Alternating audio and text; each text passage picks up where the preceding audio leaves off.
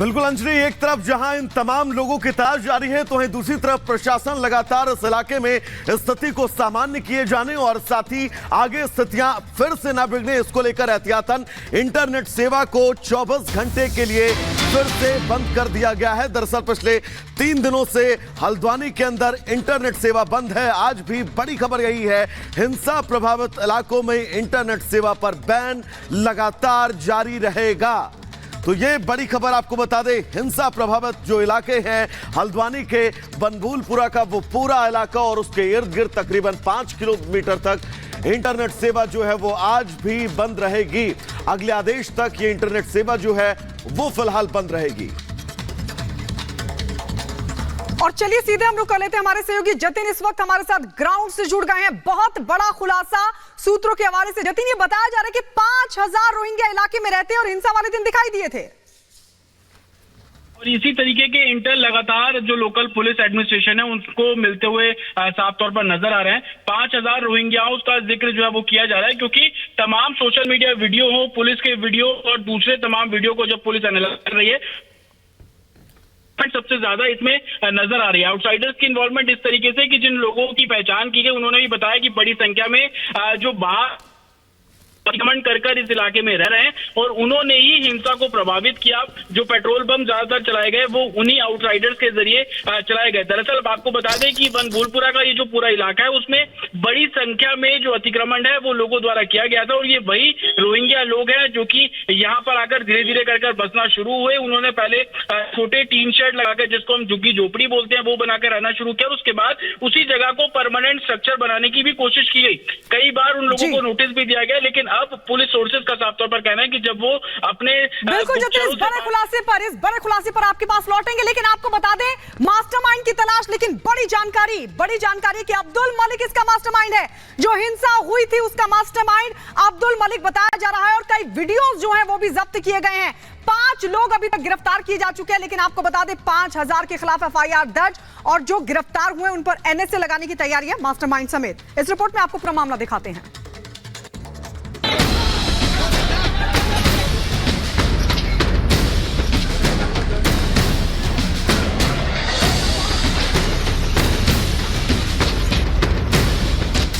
हल्द्वानी में बवाल, अब्दुल पर सवाल। अब्दुल ने भड़काया, देवभूमि को सुलगाया। हल्द्वानी जला, अब्दुल कहां गया? हल्द्वानी हिंसा में अब्दुल का हाथ। ये तस्वीर बड़े ध्यान से देखिए। इस शख्स का नाम अब्दुल मलिक बताया जा रहा है। हल्द्वानी पुलिस इसी अब्दुल मलिक की बड़ी सरगर्मी से तलाश में जुटी है। हल्द्वानी पुलिस का आरोप है कि अब्दुल मलिक ही हिंसा का मास्टरमाइंड है।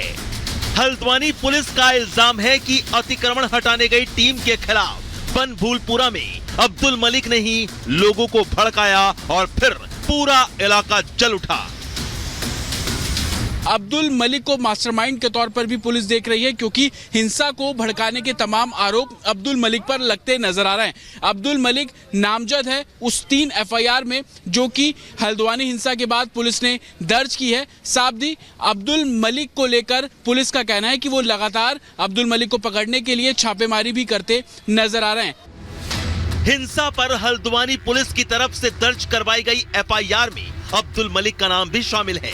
FIR में हिंसा के आरोपी अब्दुल मलिक के विरुद्ध IPC की धारा 147 दंगा, 148 दंगा हत्यारों के साथ, 307 हत्या की कोशिश, 332 सरकारी कर्मचारी पर हमला करके नुकसान पहुंचाना, 333 इरादतन सरकारी कर्मचारी को नुकसान पहुंचाना, 353 यानी सरकारी कर्मचारी को काम से आपराधिक मानसिकता के साथ रोकना जैसी धाराएं लगी हैं। हल्द्वानी हिंसा के आरोपी अब्दुल मलिक पर पुलिस रासुका लगाने की तैयारी में है। दरअसल अब्दुल मलिक वही शख्स है जिसका अवैध निर्माण गिराने के लिए नगर निगम प्रशासन और पुलिस की टीम गई थी। देखिए, अब्दुल मलिक जो है उसकी पुलिस तलाश कर रही है, वो भी हमारे केस में नामजद अभियुक्त है और चूंकि ये जो अवैध निर्माण का कार्य था ये अब्दुल मलिक के द्वारा ही किया गया था। तो अवैध निर्माण का जो ध्वस्तीकरण की जो कार्रवाई थी उसका सबसे ज्यादा विरोध उसी के द्वारा किया गया था। यानी हल्द्वानी हिंसा के साजिशकर्ताओं में से एक अब्दुल मलिक की पुलिस को तलाश है। आरोप है कि अब्दुल मलिक ने गैर कानूनी ढंग से जमीनों पर कब्जा कर उन्हें नाजायज ढंग से बेचा था और ऐसे ही कुछ दस्तावेज रिपब्लिक भारत के हाथ भी लगे हैं जिनसे पता चलता है कि जमीनों का सौदा किस तरह से होता था।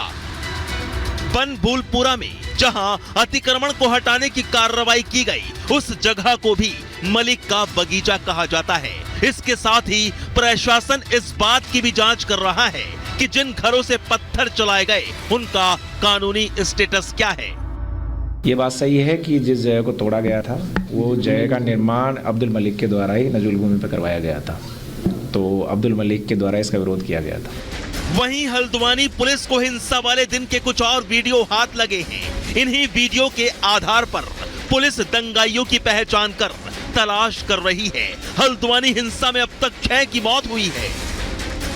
हल्द्वानी हिंसा में अब तक 5 गिरफ्तारियां, 19 नामजद समेत 5000 के खिलाफ 3 FIR दर्ज की गई हैं। पेट्रोल बम बनाने वालों की भी तलाश जारी है। कुल 16 लोगों के नाम FIR में दर्ज किए गए हैं, जिनमें से 5 की अब गिरफ्तारी कर ली गई है। बाकी 11 को ढूंढने की कवायद पुलिस द्वारा की जा रही है। आपको बता दें कि पुलिस ने साफ कह दिया कि जिस दिन हिंसा हुई उस दिन तकरीबन 1000 से भी ज्यादा लोग हिंसा करने में शामिल थे। पेट्रोल बम से जुड़ी जानकारी सामने आ रही है। आधा दर्जन लोग पेट्रोल बम बना रहे थे और उपद्रवियों को दे रहे थे। उसके बाद की तस्वीर सभी ने देखी कि कैसे आगजनी की गई। इधर हल्द्वानी हिंसा पर एक और बड़ा खुलासा हुआ है। देवभूमि को पहले ही झुलसाने की तैयारी कर ली गई थी और इसकी इंटेलिजेंस रिपोर्ट भी स्थानीय प्रशासन को दी गई थी, लेकिन पुलिस पर LIU के इनपुट को नजरअंदाज करने और लापरवाही बरतने का आरोप लगा है, जिसको लेकर अब मजिस्ट्रियल जांच के आदेश दे दिए गए हैं। 15 दिन के भीतर रिपोर्ट सौंपने का निर्देश है। दरअसल 8 फरवरी यानी गुरुवार की रात को दंगाइयों ने हिंसा कर देवभूमि उत्तराखंड के हल्द्वानी को सुलगाकर रख दिया था। उपद्रवियों ने जमकर अशांति फैलाई थी। उत्पात और बवाल मचाने की सारी सीमाएं पार करते हुए हल्द्वानी के बनभूलपुरा इलाके में तनाव के हालात पैदा कर दिए थे और अब पुलिस उन्हीं उपद्रवियों की हरकत का हिसाब करने के लिए तैयारी करके बैठी है। Bureau report, Republic Bharat. मेरे लिए बड़ा भावुक क्षण है। हम सभी लोगों का सौभाग्य है, सभी साथी विधायकों का जो जा रहे हैं, उनके दर्शन करने जा रहे हैं। हमेशा उनका आशीर्वाद मिला है और मिलता रहे। जय जय श्री राम। देखिए, भगवान श्री राम ला के दर्शन का सौभाग्य प्राप्त हुआ है। सपा सफा हो जाएगी।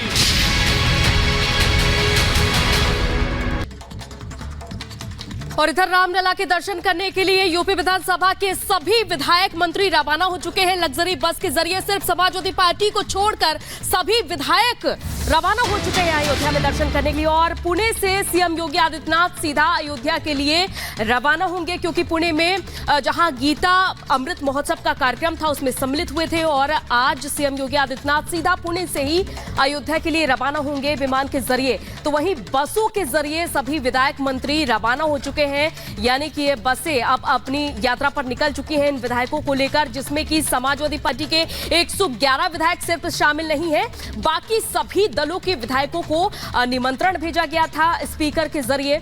और हालांकि हमने देखा था कि सदन में अखिलेश यादव ने इस निमंत्रण को अस्वीकार कर दिया था। और ये 3 तस्वीरें देखिए, 3 तस्वीरें हम आपको दिखा रहे हैं जहां विधायकों को लेकर ये बस निकल चुकी है और विधायक फोटोशूट करवाते हुए नजर आ रहे हैं। विधायकों का स्वागत भी किया गया है किस तरह से, और लखनऊ से अयोध्या ये बस रवाना हो चुकी है।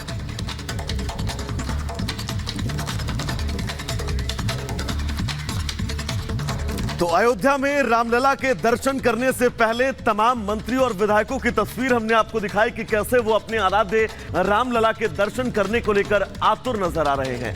लेकिन इन मंत्रियों और विधायकों ने प्रदेश मुख्यालय से क्या कुछ कहा रामलला के दर्शन से पहले, आपको सुनवाते हैं।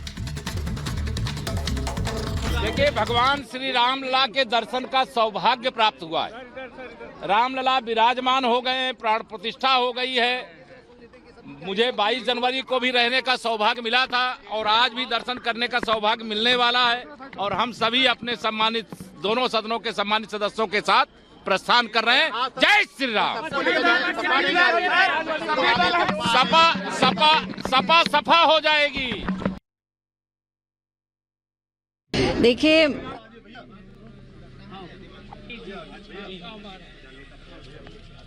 अध्यक्ष जी, विधानसभा अध्यक्ष जी का आभार है कि वो सारे विधायकों को लेकर के जा रहे हैं दर्शन करने के लिए और उनका आशीर्वाद हमेशा रहा है, हमेशा बना रहे। देखिए, ये उन्होंने अब कहा है कि जब उनके अपने कुछ कार्यक्रम हो सकते हैं, उन्होंने कहा है कि वो आगे अपनी सहूलियत पे जाएंगे दर्शन करने। तो ये कांग्रेस के विधायक को आप सुन रहे थे। तमाम दलों के जो विधायक है वो आज इस यात्रा में शामिल है जो अयोध्या पहुंचेगी। हम सीधे, हमारे दो सहयोगी इस वक्त हमारे साथ हैं। अमित हमारे साथ हनुमानगढ़ी से जुड़ गए हैं क्योंकि वहां पर दर्शन के साथ ही इस कह सकते हैं कि फिर रामलला के दर्शन किए जाएंगे। यात्रा की शुरुआत हालांकि हो चुकी है।